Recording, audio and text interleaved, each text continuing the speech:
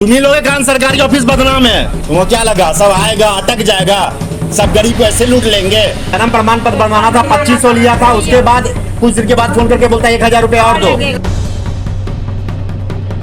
भागने से काम चलेगा जी।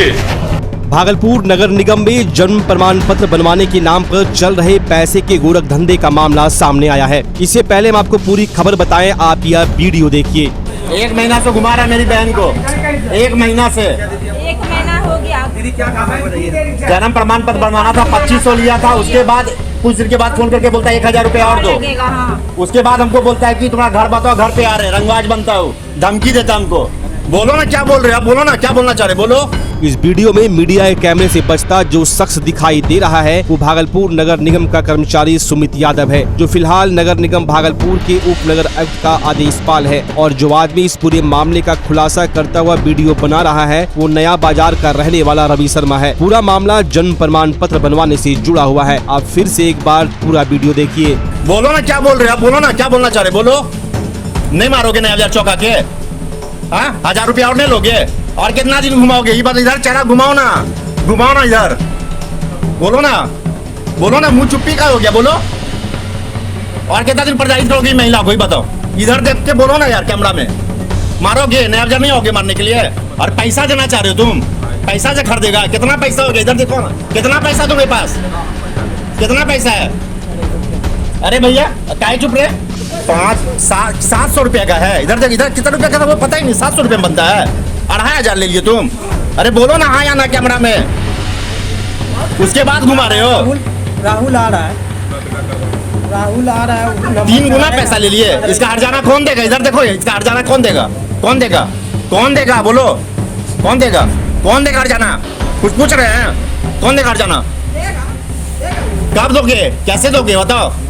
भैया क्या करेंगे? तुमको ना दिखे रे, तुमको दिए भैया का बीच में घसीट रहे हो। हाँ मजाक तुम लोग फंसाओगे उनको। हर्जाना भी दोगे, हर्जाना भी। मेंटली हरेस कियो तुम एक लड़की को।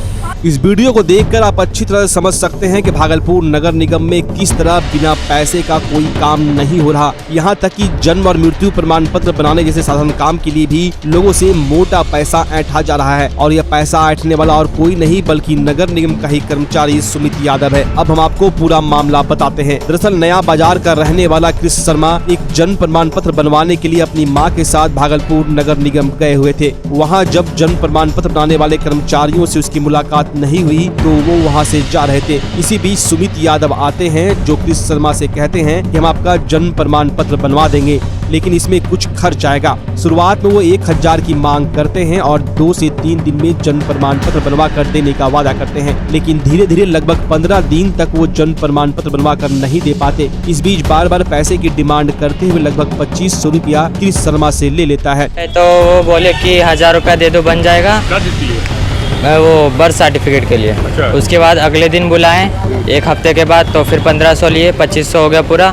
उसके बाद बोले कि 1 हफ्ते के बाद बन जाएगा। उसके बाद जब गए तो बोले 100-200 तो लगेगा ना, क्योंकि हमको भी ज़रूरत रहता है पैसे का। उसके बाद जब गए तो बोलते क्या 1000 और लगेगा। उसके बाद जब मेरे मामा कॉल करके बोले नहीं, तो बोलते कि सिर्फ हम पैसा नहीं मांग रहे थे, सिर्फ प्रूफ मांग रहे थे। क्या नाम है उसका? सुमित जी, सुमित नाम है। वकील है, बोलो ये सही बात है। हाँ बोलते हैं क्या हम वकील हैं, हम बना देंगे। इस बीच जब जन्म प्रमाण पत्र नहीं बन पाता है तो ये सारी बातें कृष्ण शर्मा अपने मामा रवि शर्मा को बताता है। जिसके बाद रवि शर्मा जब सुमित यादव से फोन पर इस मामले पर बात करने की कोशिश करते हैं तो सुमित यादव फोन पर रवि शर्मा को धमकाता है और कहता है कि अभी हम नया बाजार आकर तुमको देखते हैं। इसके बाद रवि शर्मा नगर निगम पहुँच जाते हैं और वहाँ पर सुमित यादव का वीडियो बनाते हुए उसकी पोल खोलने लगते हैं। वही मामला बिगड़ता देख सुमित यादव चुप्पी साध लेता और किसी भी सवाल का जवाब नहीं दे पाता है। पूंजी का पैसा ले रहे हो तुम? कितना पैसा लिए हो? अरे भागने से काम चलेगा जी। बोलिए बोलिए, आप सामने खड़ा होइए।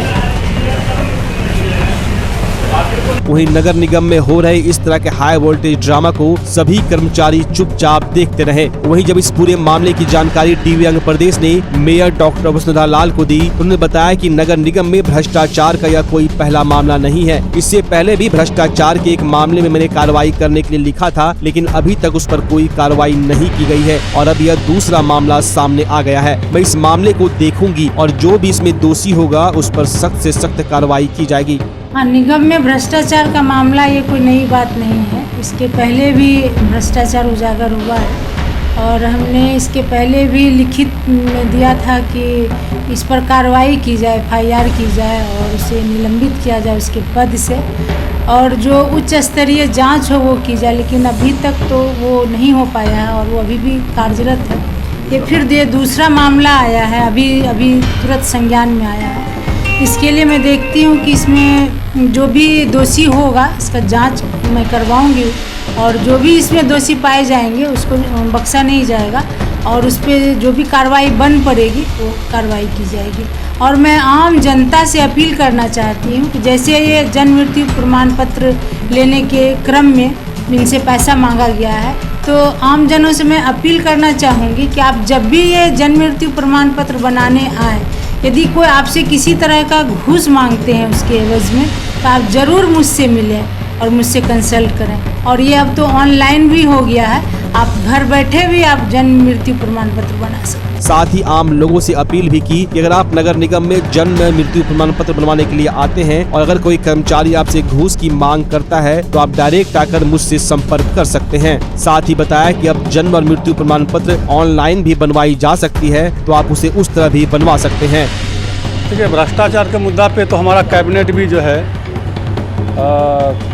सदन में जो है बात उठाते आ रही है और नगर सरकार का जो मुखिया है हम लोगों का माननीय मेयर साहिबा, उन्होंने भी कई बार जो है इस मुद्दा को उठाया, लेकिन यहाँ पे चूँकि भ्रष्टाचार करने वाले को बचाया जाता है, जिसका आज एक छोटा सा नमूना सामने आया है और इस मुद्दे को हम लोग भ्रष्टाचार के मुद्दे को मजबूती से जो है 19 तारीख को समान बोर्ड का जो बैठक है उसमें मजबूती से उठाएंगे और इससे आगे भी हम लोग लड़ाई लड़ेंगे। हो सकता है हम लोग जो है विभाग में भी लेटर लिखेंगे और जाके जो है प्रधान सचिव से मिलेंगे। क्या लगता है, लगाता है ये भ्रष्टाचार का? मुझे तो ये लग रहा है कि जब से मैं पार्षद बन के यहाँ पे आया हूँ और यहाँ का जो सारी स्थिति को मैं देख रहा हूँ, मुझे लगता है कि पूरे बिहार में अगर कहीं सबसे ज़्यादा भ्रष्टाचार है तो वो नगर निगम में है। खैर, इस घटना ने ये बात तो सामने ला ही दिया कि जब तक लोग भ्रष्टाचार का विरोध नहीं करते